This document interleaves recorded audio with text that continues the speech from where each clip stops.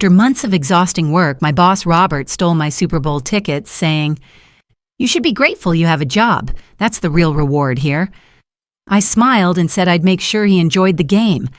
I had been running on caffeine and sheer determination for the past 4 months. Late nights, early mornings, weekends spent in front of spreadsheets instead of out with friends, all for one project, an account so massive it could redefine my entire career at Henderson and Associates. The Blackstone Industries contract was worth $12 million annually, and I'd been the lead account manager from day one. Finally, it was done. The client was delighted. The presentation had been flawless, and the contract was signed. But the best part? The reward. I sat at my desk rereading the email for what must have been the 10th time. "Evelyn, you went above and beyond. Consider these a personal thank you. Enjoy the game." Attached was the confirmation: 2 Super Bowl tickets, 40-yard line, front row experience. My heart pounded. I had never been to a Super Bowl before, and as a lifelong football fan, this was beyond a dream come true. My hands shook as I printed the email, double-checking the details. The client had sent the tickets directly to my boss, Robert Fowler, the senior partner at our firm. It made sense. He handled the logistics for all client gifts. I imagined the moment he'd walk into my office, flash that rare smile of approval, and hand them over with a well-earned, "Congratulations, Evelyn." Except that moment never came. Instead, 3 days later, Robert strode into my office without knocking. The smug arrogance he always carried was somehow amplified. He leaned against my desk like he owned the air I breathed. "I heard you got some great news," he said, not even bothering to sit down. I smiled, expecting him to finally hand over the tickets. "Yeah, I really appreciate it. I put everything into that project." He nodded, almost amused. "You did, which is why I wanted to talk to you about the tickets." Something about the way he said "talk" sent a chill down my spine. "Right," I said carefully.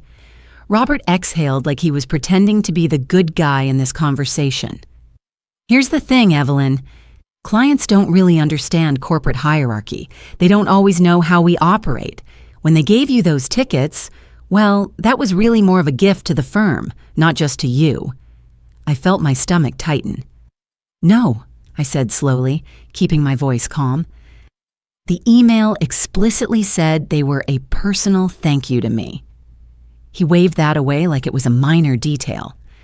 "I get that, but in this business, it's about relationships, and sometimes we need to make strategic decisions, so I'll be taking the tickets." The world felt like it tilted on its axis. I blinked. "What?" "I already made arrangements. I'm taking a potential investor to the game. It's a smart play for the company." My heart pounded against my ribs. This couldn't be real. Months of exhausting work, countless sacrifices, and he was just taking them? "That's not fair," I said, my voice carefully measured, trying to contain the storm raging inside me. "The client gave them to me." Robert smirked like I was some naive child who didn't understand how the world worked.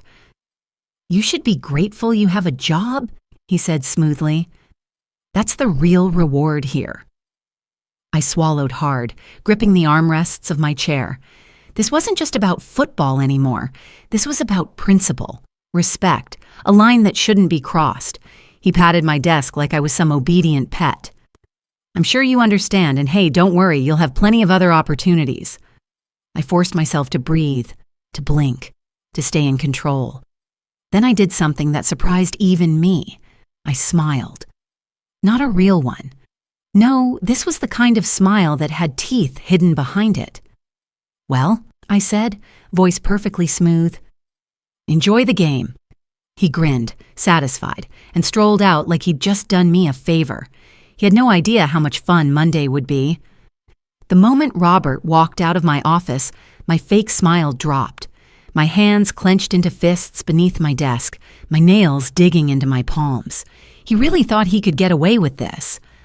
But here's what Robert didn't know about me.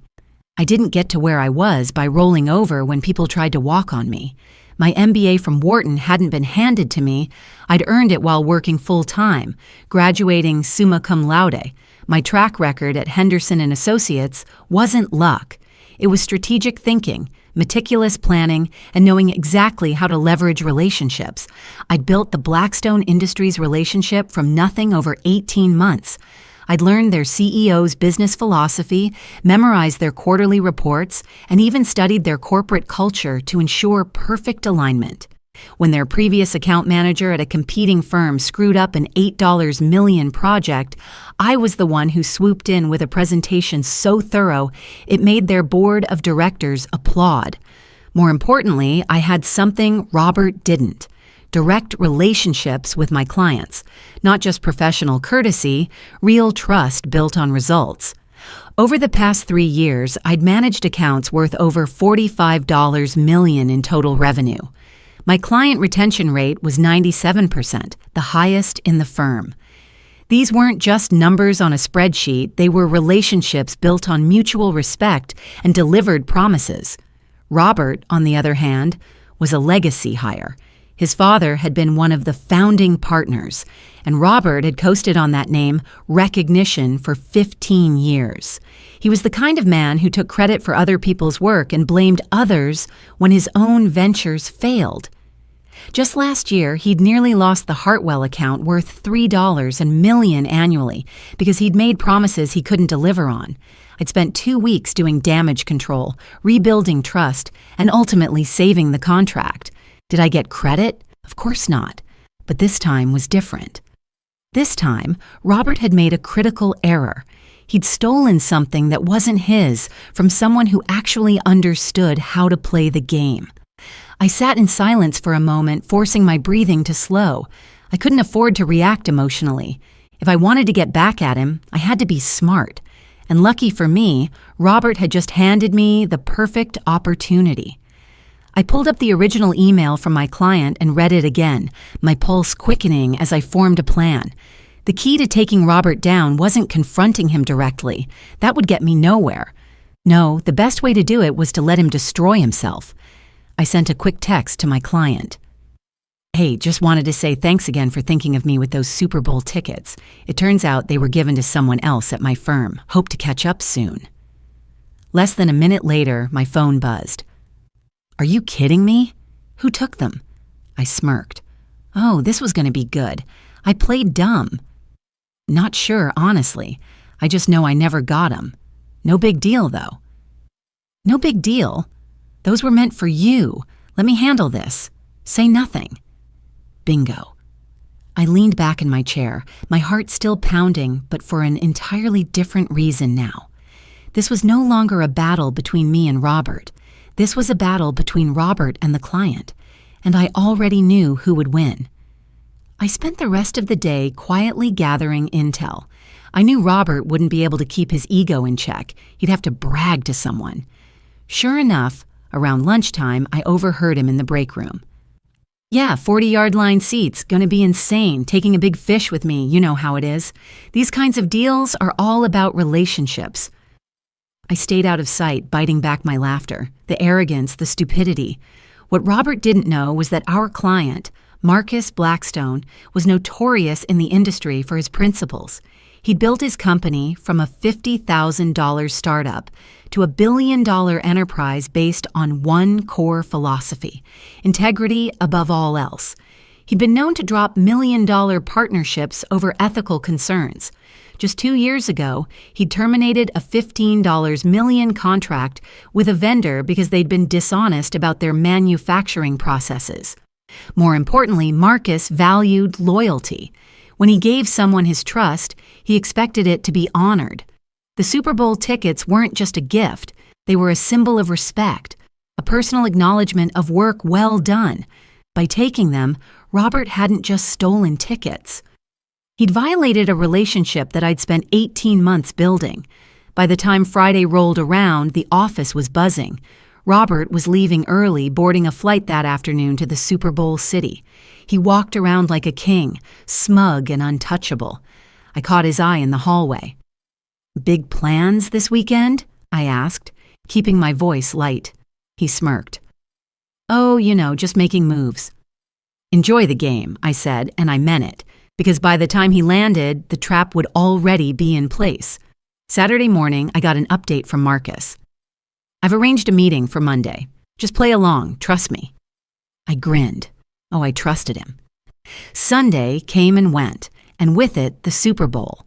I didn't watch a single second of the game, not because I wasn't still a die-hard football fan, but because I was waiting for Monday. The real show was about to begin. Robert strutted into the office at 9 a.m. 7 minutes, sunglasses on, coffee in hand, radiating the smugness of a man who thought he had won. He barely acknowledged me as he passed by my desk, heading straight to his office. I waited until the meeting invite popped up on my screen. Subject, client review, mandatory attendance. Location, conference room, B. Senior attendees, partners, Robert Fowler, client representative, Evelyn Parker. I clicked accept. Time for the show. I walked into the glass-walled conference room and immediately felt the tension. Robert sat confidently at the head of the table, legs crossed, looking relaxed. But his confidence wavered when Marcus walked in. He wasn't alone. A woman followed him, someone I didn't recognize, but her presence sent an immediate shockwave through the room. Marcus took his seat. "Robert, this is Andrea Holloway, VP of Corporate Partnerships." Andrea gave Robert a sharp nod as she sat. Robert blinked.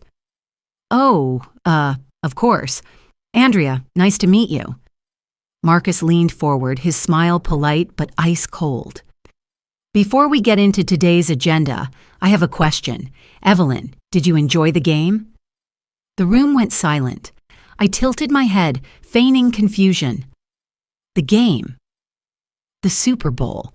I furrowed my brow. "Oh, I didn't go." Marcus's expression darkened. "That's strange, because I personally arranged for you to have 2 seats. Right, Robert?" Robert froze. A flicker of panic crossed his face, but he quickly forced a laugh. "Oh, yeah, see, there was a bit of a mix-up. Evelyn wasn't able to—" Marcus cut him off. "So, who did?" Robert shifted uncomfortably. I took a client." Marcus let the words hang in the air. Andrea cleared her throat. "Robert, just so I understand, are you saying that you took tickets meant for an employee as a personal gift and gave them to someone else without authorization?" Robert swallowed. Marcus wasn't done. I was really looking forward to seeing Evelyn at that game. I thought it was a fitting reward for months of hard work, but imagine my surprise when I learned she never even got them." Robert opened his mouth, closed it, opened it again. Andrea turned to me. "Evelyn, did Robert inform you of any corporate policy that would have required you to surrender those tickets?" I shook my head, keeping my voice even. "No, he just told me they were his now." The room tensed. Andrea exhaled sharply. "Robert, you do realize that you not only violated internal ethics standards, but also committed what is essentially corporate theft, correct?" Robert went pale. Marcus leaned back, shaking his head. "I don't think I can continue working with someone who would undermine his own team like this." Robert jolted upright. "Wait, let's just—" Marcus turned to Andrea. "I trust you'll handle the internal response?" She nodded, her expression unreadable. "Effective immediately." Robert knew he wasn't just in trouble, he was finished, and I just sat back and enjoyed the show. But Marcus wasn't done. His voice carried the authority of someone who'd built an empire from nothing. "Robert, you do understand what this looks like?" Robert's Adam's apple bobbed as he swallowed. He understood. Marcus exhaled, shaking his head. "This isn't just about the tickets, Robert. It's about trust, about professionalism, about knowing that when I choose to work with someone, they're not going to screw over their own employees for personal gain." Robert's jaw clenched. His fingers twitched against the table. He looked around, searching for an ally, but there were none. The other senior partners who had been silent up until now exchanged uncomfortable glances. No one wanted to be associated with this mess. I sat still, hands folded neatly in my lap. I didn't smirk. I didn't gloat. I didn't need to. The silence stretched until finally Andrea spoke again. "Robert, did you expense anything related to this trip?" He blinked. "What?" She tilted her head slightly. "Did you charge the flight, the hotel, any meals, any transportation to the firm's account?" The panic in his eyes was answer enough. Marcus chuckled under his breath, but there was no humor in it. "You used company funds to take someone else to the Super Bowl with tickets meant for Evelyn?" Robert tried to pull himself together. He sat up straighter, cleared his throat, and forced a thin smile. "Listen, I understand how this looks, but I was thinking about the firm. I was cultivating a relationship with a valuable investor." Marcus cut him off. "What investor?" Robert blinked. "Excuse me?" Marcus leaned back in his chair, arms crossed. "Who exactly did you take to the game?" Robert's mouth opened and closed like a fish gasping for air. Andrea tapped her fingers against the table. "Robert, answer the question." He hesitated, his mind scrambling for an excuse, for any way out of this hole. I already knew the truth. Robert hadn't taken an investor. He hadn't taken anyone important to the company. He'd taken his brother-in-law, a man who had zero business connections, no potential deals, no reason to be at that game other than to drink overpriced beer and enjoy the best seats in the house. And Robert had expensed every penny. I could see it on his face, the realization that there was no way out of this. Marcus shook his head. "Unbelievable." He turned to Andrea. "I want it noted that my firm will no longer be conducting business with Robert Fowler moving forward." Robert snapped his head up. "Wait, that's not—" Marcus continued as if he hadn't spoken. "If you'd like to assign a different senior partner to handle my account, I'm open to discussing that." He turned to me. "Or quite frankly, I'd prefer to deal directly with Evelyn moving forward." I managed to keep my expression neutral, but inside I was screaming with satisfaction. Andrea understood. She tapped a few notes into her tablet. "Robert, we'll be handling this internally. I suggest you take the rest of the week off while we review the situation." Robert's face drained of all color. He opened his mouth to protest, but then he saw the expressions on Andrea's face, on Marcus's face, on everyone's face. He was done, finished, and he knew it. He stood abruptly, chair scraping against the floor. Without another word, he stormed out of the room, the glass doors swinging shut behind him. The silence that followed was heavy. Finally, Marcus turned to me, his expression softened. "Evelyn, I want to apologize. I should have made sure you got those tickets personally." I shook my head. "You had no way of knowing. And honestly," I glanced at the door Robert had just walked through. "This worked out better." He chuckled. "I like the way you think." Andrea smiled, then slid a document across the table. "Evelyn, since you're already the one doing most of the work on this account, I'd like to formally offer you a promotion." My breath caught. A promotion? I stared at the document in front of me. Significant salary increase, more authority, a title that put me on par with the very people who had dismissed me before. I swallowed, lifting my gaze to meet hers. "Are you serious?" She smiled. "You've more than earned it." I exhaled, a slow grin spreading across my face. "Then I accept." Marcus stood, extending a hand to me. "Glad to hear it. And Evelyn, next time I get Super Bowl tickets, they'll be sent directly to you." I laughed, shaking his hand. Robert thought he'd stolen my reward. Instead, he'd handed me everything I ever wanted. By the time I walked back to my desk, the entire office was buzzing. People were whispering, side-eyeing me, side-eyeing Robert's empty chair in the corner office. News traveled fast in corporate circles, and when a senior partner stormed out of a conference room looking like he'd just seen a ghost, people noticed. I sat down, trying to suppress the smirk tugging at my lips. My inbox exploded with emails, congratulations, messages of support, even a few shocked, "What just happened?" pings from colleagues who had only caught bits and pieces of the drama. And then a text from Robert. "What the hell did you do?" I stared at it for a second before typing back. "Not sure what you mean. I thought you were making moves." I waited. No response. Of course not. But Robert wasn't done with me yet. An hour later, I got the email. HR meeting. Immediate attendance required. I frowned. Robert wouldn't go down without a fight. I grabbed my notebook and made my way to the HR office.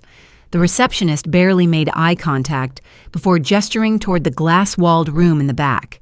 Inside, Denise from HR sat at the conference table looking uncomfortable. Across from her sat Robert. He didn't look smug anymore. This was a cornered animal trying to claw its way out. Denise cleared her throat. "Evelyn, have a seat." I did. Robert leaned forward, fake concern dripping from his voice. "Evelyn, I really hoped we wouldn't have to do this, but I need to bring up a very serious issue." I raised an eyebrow. "Which is?" He sighed dramatically. "The firm has been reviewing some of your recent communications, and we have reason to believe you violated corporate confidentiality by discussing internal business matters with an external client." I blinked. Oh, this was his play. Denise glanced at me, then at Robert. "Robert brought this concern to us this morning." Of course he did. He was trying to flip the narrative, trying to paint me as the problem so he could salvage his career. I tilted my head. "And what specific confidential business matters are we talking about?" Robert folded his hands on the table. "The emails you sent regarding the Super Bowl tickets. That was an internal issue, Evelyn, and you took it directly to a client." I let out a small, disbelieving laugh. "Right.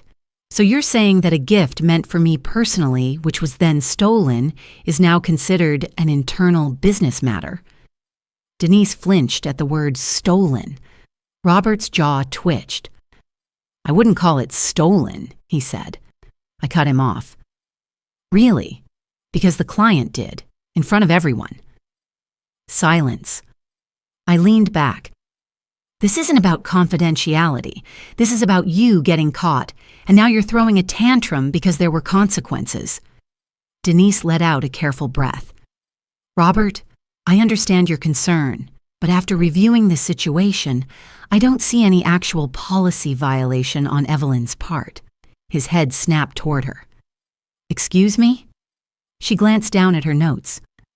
"The client was the original sender of the gift. He had the right to ask about it.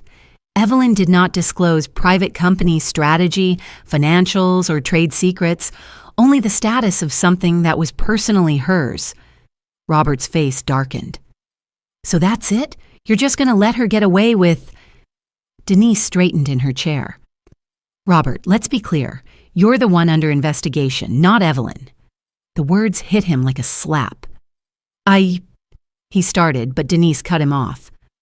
"The expense reports are being reviewed. The client has formally withdrawn their partnership with you. And now, after everything, you're trying to retaliate against an employee who was just promoted by the company." Robert had nothing left. Nothing to say, nothing to fight with. He had lost. Denise sighed, standing. "Robert, I need you to leave the room. Evelyn, you're free to go." I gathered my things, not even looking at him as I stood and walked out. By the time I got back to my desk, an email had gone out.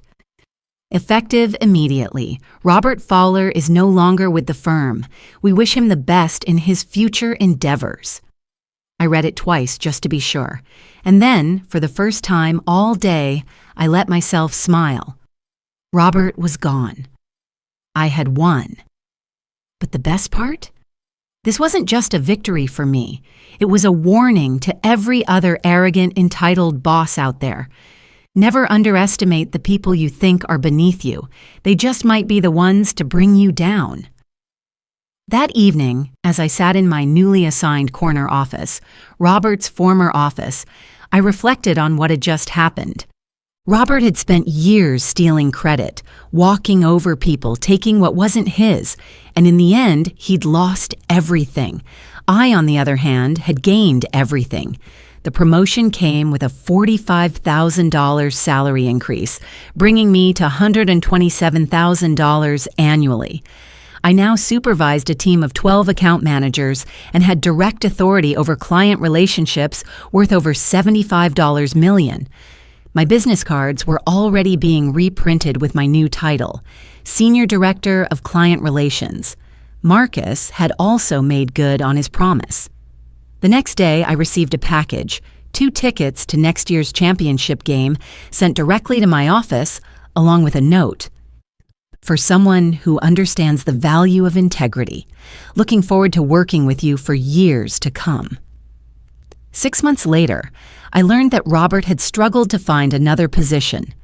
Word travels fast in our industry, and Marcus wasn't shy about sharing what had happened. Robert eventually took a junior position at a small firm in another state, a significant step down from his previous role. As for me, I thrived. The Blackstone account expanded by $8 million under my direct management. I brought in 3 new major clients worth a combined $23 million annually. And when the firm's quarterly reviews came out, my division had achieved 112% of our revenue targets. Sometimes the best revenge isn't elaborate schemes or dramatic confrontations. Sometimes it's simply being better at the game than the people who underestimate you. Robert thought he could take what was mine and face no consequences. Instead, he handed me everything I needed to surpass him entirely. The tickets were just the beginning. The real victory was building something lasting from the ashes of his arrogance.